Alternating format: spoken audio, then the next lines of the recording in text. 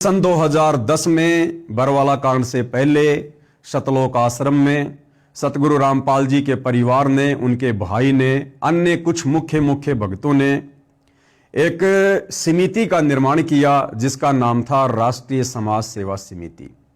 और भाइयों और बहनों, ये जो राष्ट्रीय समाज सेवा समिति है जिसमें गुरुदेव भगवान का पूरा परिवार शामिल है और जितने भी स्टेट कोऑर्डिनेटर हैं वो शामिल हैं, इन सभी लोगों की मनमानी हरकतों का नतीजा था बरवाला कांड 2014।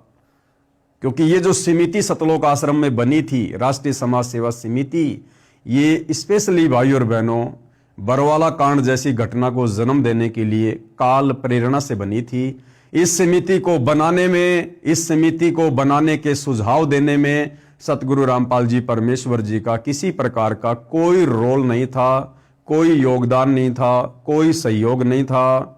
काल प्रेरणा से सतगुरु रामपाल जी के परिवार ने, उनके बेटा बेटी, उनके भाई, उनके रिश्तेदारों ने, मुख्य भक्तों ने इस समिति का स्वयं ही गठन किया था, निर्माण किया था और आगे चलकर इसी समिति ने बरवाला कांड जैसी घटना को जन्म दिलवाया। यह समिति पूर्ण रूप से धार्मिक तथा गैर राजनीतिक संस्था है, लेकिन वर्तमान समय में यह राष्ट्रीय समाज सेवा समिति पूर्ण रूप से राजनीतिक बन चुकी है।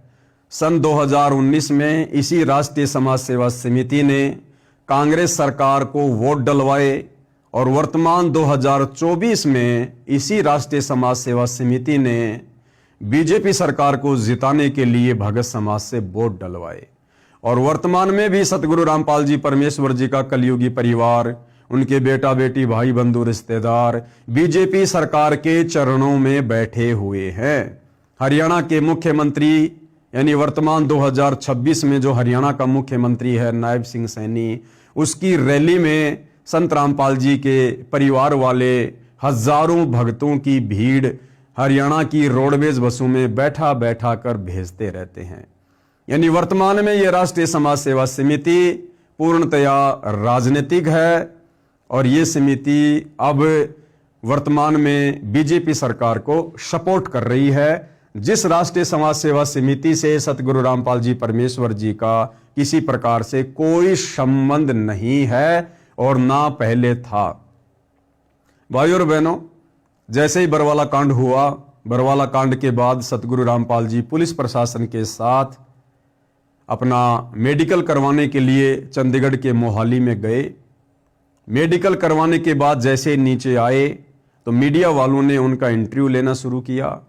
उस समय मीडिया वालों ने सतगुरु रामपाल जी परमेश्वर जी से सवाल किए कि आपने जो कमांडो बना रखे थे, लोगों को काले कपड़े पहनाकर बरवाला आश्रम के बाहर पुलिस प्रशासन से लड़ने झगड़ने के लिए खड़े कर रखे थे, इतने गुंडे आपने वहां पर खड़े कर रखे थे। तो गुरुदेव भगवान ने मीडिया के सामने, देश और दुनिया के सामने स्पष्ट रूप से मना किया कि वो मेरे नहीं थे, राष्ट्रीय समाज सेवा समिति के थे। यानी जब मीडिया वालों ने कहा कि बाबा आश्रम के बाहर आपके गुंडे इतने खड़े थे, गुंडे कौन?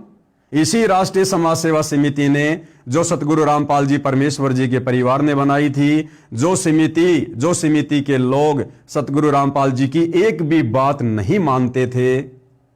इन लोगों ने भक्तों को सतगुरु रामपाल जी का नाम लेकर काले कपड़े पहनाकर उनको कमांडो बनाया, पुलिस प्रशासन के साथ लड़ने झगड़ने के लिए आश्रम से बाहर खड़ा किया। तो जब मीडिया वालों ने पूछा कि बाबा आश्रम के बाहर इतने गुंडे खड़े हुए थे, तो गुरुदेव भगवान ने सरेआम इनकार किया कि वो मेरे नहीं थे, राष्ट्रीय समाज सेवा समिति के थे। तो मीडिया वाले ने कहा कि बाबा समिति भी तो आप ही की है। तो गुरुदेव ने साफ साफ मना किया कि नहीं, समिति मेरी नहीं है। एक बार ये छोटा सा वीडियो आप जी सुन लीजिए। आपके ऊपर इतने इल्जाम है सर, आपके ऊपर इतने इल्जाम झूठे कैसे हैं आपके ऊपर? आपके गुंडे इतने खड़े थे वहाँ पे, हजारों आदमी हरियाणा पुलिस से। मेरे नीचे राष्ट्रीय समाज सेवा समिति नहीं तो आपकी समिति है।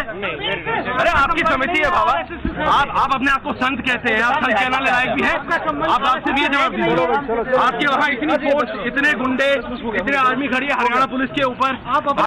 तो भाइयों और बहनों, सुना आपने परमेश्वर रामपाल जी ने बिल्कुल मना किया है कि राष्ट्रीय समाज सेवा समिति को बनाने में या उन लोगों को किसी भी प्रकार से सहयोग देने में, उनको सलाह देने में मेरा कोई योगदान नहीं है। भाइयों और बहनों, दुनिया अभी सच्चे संत की परिभाषा से परिचित नहीं है। दुनिया वाले अभी सतगुरु रामपाल जी के तत्व ज्ञान से परिचित नहीं है।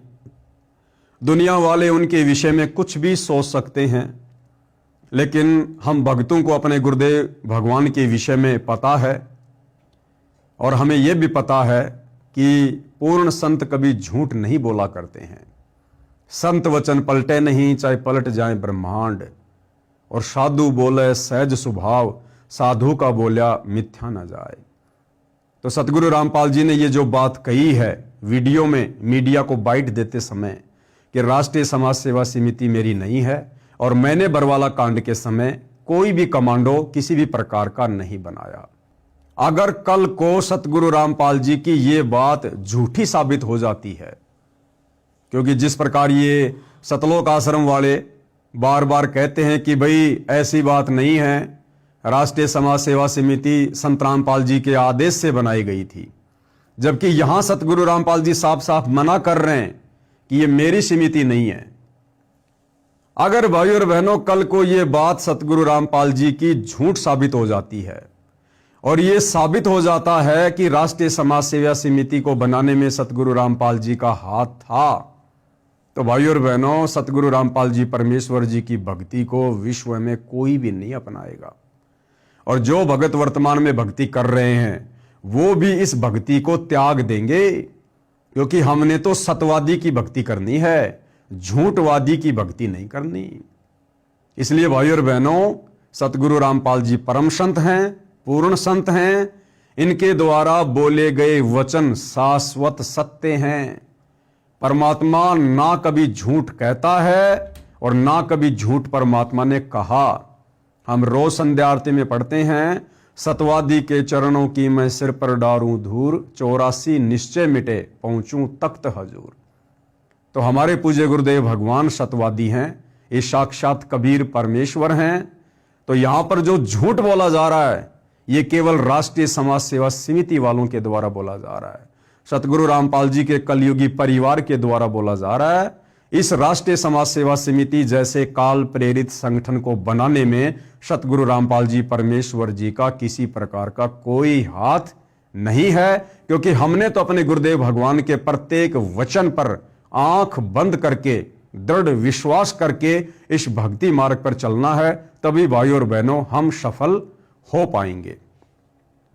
तो इस राष्ट्रीय समाज सेवा समिति के द्वारा इस पुस्तक को छपवाया गया है और यह कह रहे हैं कि यह समिति पूर्ण रूप से धार्मिक तथा गैर राजनीतिक है। इन लोगों की जुबान का भाइयों और बहनों कोई भरोसा नहीं है। परमात्मा कहते हैं, करणी तज कथनी कथ है अज्ञानी दिन रात, और कुत्ते ज्यों भौंकत फिरे सुनी सुनाई बात। सन 2014 बरवाला कांड से पहले यह पुस्तक लिखी गई।